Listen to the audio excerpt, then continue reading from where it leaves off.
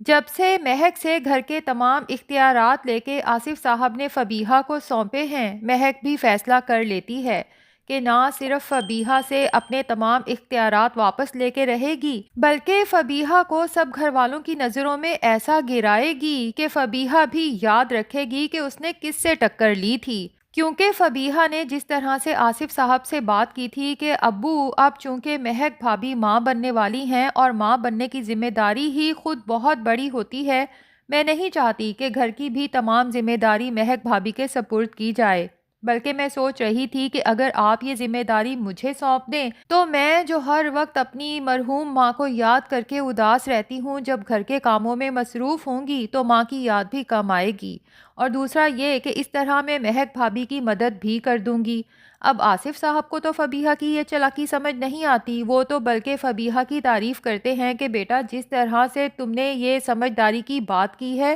میں تو تم سے بہت خوش ہوا ہوں اور مجھے پورا یقین ہے کہ تم گھر کی ذمہ داری بہت اچھے سے سنبھال لو گی۔ اور پھر جب مہک کو بلا کے اسے اپنا فیصلہ سناتے ہیں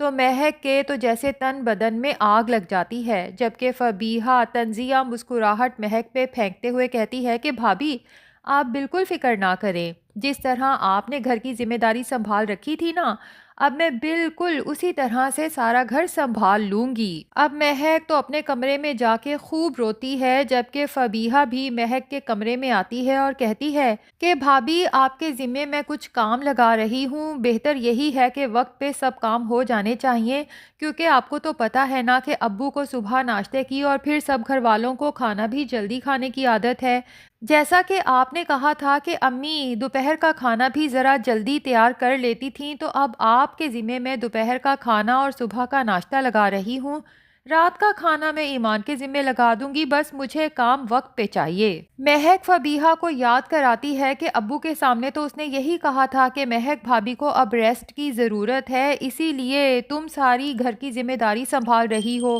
جس پہ فبیہہ کہتی ہے کہ بھابھی اب یہ گھر میرے اصولوں پہ چلے گا اور سب گھر والوں کو میرا حکم ماننا ہوگا۔ اب لگتا یہی ہے کہ نیکسٹ ایپیسوڈ میں مہک اپنی طبیعت کی خرابی کی وجہ سے یا شاید فبیہہ سے خار کی وجہ سے دوپہر کا کھانا تیار نہیں کرے گی، اور ایسے میں فبیہہ باہر سے اپنے لیے کھانا آرڈر کروائے گی، جس پہ مہک فبیہہ سے کہے گی کہ یہ تم ٹھیک نہیں کر رہی، تمہیں سب گھر والوں کا خیال رکھنا چاہیے، نہ کہ صرف اپنی فکر کرنی چاہیے، کیونکہ نیکسٹ ایپیسوڈ کے ٹیزر سے تو یہی لگ رہا ہے کہ ڈائننگ ٹیبل پہ جو کھانا لگا ہوا ہے وہ پارسل کروایا گیا ہے۔ بہرحال فبیہہ تو ظاہر ہے کہ کسی کی ایک بھی سننے والی نہیں، اور اب تو اس کے ہاتھ میں گھر کا تمام اقتدار آ چکا ہے، تو مہک کی بھلا وہ کہاں سنے گی۔ تبھی مہک سے کہتی ہے کہ آپ کا مشورہ کسی نے نہیں مانگا، جائیں یہاں سے۔ اب وہ ہلکا سا دھکا دیتی ہے، لیکن جب مہک دیکھتی ہے کہ پیچھے سے آریان آ رہا ہے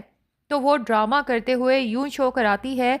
جیسے فبیہہ نے مجھے بہت زور کا دھکا دیا ہو اور بس میں گرتے گرتے بچی ہوں۔ آریان تو فوراً آگے بڑھ کے مہک کو تھامتا ہے اور فبیہہ پہ غصہ کرتے ہوئے کہتا ہے کہ یہ تم کیا کر رہی تھی؟ اب آریان کو یوں اچانک دیکھ کے فبیہہ بھی کافی ڈر جاتی ہے، جبکہ مہک کی چالاکی بھی بھانپ لیتی ہے۔ تبھی آریان سے کہتی ہے کہ آریان بھائی، یہ مہک بھابھی جھوٹا ڈرامہ کر رہی ہیں اور انہی نے لڑائی کی شروعات کی تھی۔ لیکن مہک تو اونچا اونچا چیخنا چلانا شروع کر دیتی ہے اور آریان سے کہتی ہے کہ یہ ہمارے بچے کو نقصان پہنچانا چاہتی ہے۔ اب تو آریان جب اپنے بچے کے بارے میں سنتا ہے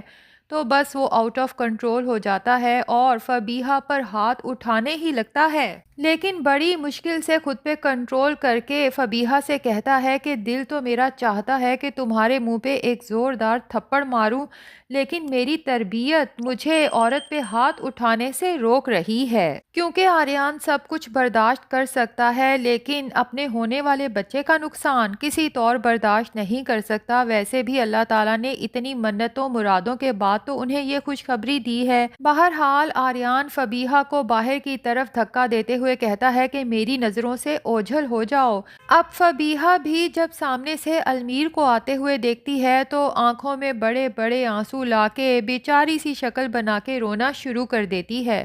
اور المیر جس نے حال ہی میں فبیہہ کے فادر عمران سے وعدہ کیا تھا کہ انکل آپ کو فبیہہ کی طرف سے کبھی بھی پریشان ہونے کی ضرورت نہیں اور نہ ہی آپ کو کبھی شکایت کا موقع ملے گا، کیونکہ میں فبیہہ پر آنچ بھی نہیں آنے دوں گا۔ جب دیکھتا ہے کہ اس کا بڑا بھائی فبیہہ کے ساتھ بدسلوکی کر رہا ہے اور فبیہہ بیچاری رو رہی ہے تو فوراً آگے بڑھ کے معاملہ سمجھنے کی کوشش کرتا ہے، جبکہ آریان غصے میں المیر سے کہتا ہے کہ تمہاری بیوی کی تربیت بہت بری ہوئی ہے، میرا بس نہیں چل رہا، ورنہ پتہ نہیں آج میں تمہاری بیوی کے ساتھ کیا کر جاتا۔ اب المیر کو اصل حقیقت تو نہیں پتا نا کہ فبیہہ کا کیا قصور ہے اور فبیہہ اور مہک میں آپسی کیا معاملہ ہوا ہے۔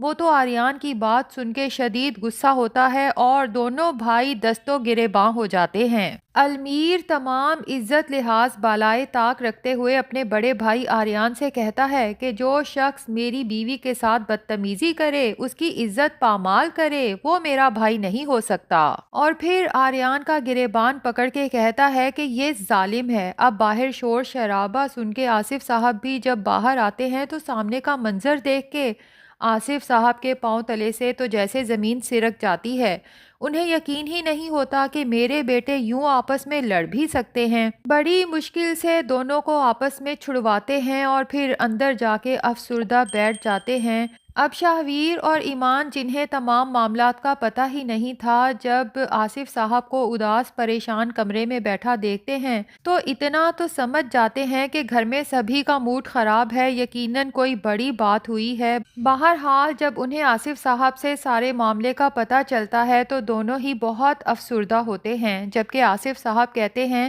کہ کبھی کبھی سوچتا ہوں کہ اچھا ہوا امبر جلدی چلی گئی، کیونکہ امبر کو تو اپنی تربیت پہ بہت ناز تھا اور اسے لگتا تھا کہ اس کے تینوں بیٹے کبھی آپس میں اس طرح سے بد زبانی بد لحاظی نہیں کریں گے۔ اگر آج امبر زندہ ہوتی اور اپنے بیٹوں کو یوں لڑتے دیکھ لیتی تو شاید جیتے جی ہی مر جاتی۔ دوسری طرف فبیہہ تو شاید اب اس گھر میں رہنا ہی نہیں چاہتی، بلکہ المیر کو لے کے بھی یہاں سے نکلنا چاہتی ہے، کیونکہ ویسے بھی ماں کے جانے کے بعد اسے محسوس ہوتا ہے کہ میرا باپ بالکل تنہا رہ گیا ہے، اور شاید بہانہ ہی تلاش کر رہی تھی تو المیر سے کہتی ہے کہ المیر مجھے بتاؤ تو صحیح کہ آخر میں اس گھر میں کس چیز کی سزا بھگت رہی ہوں۔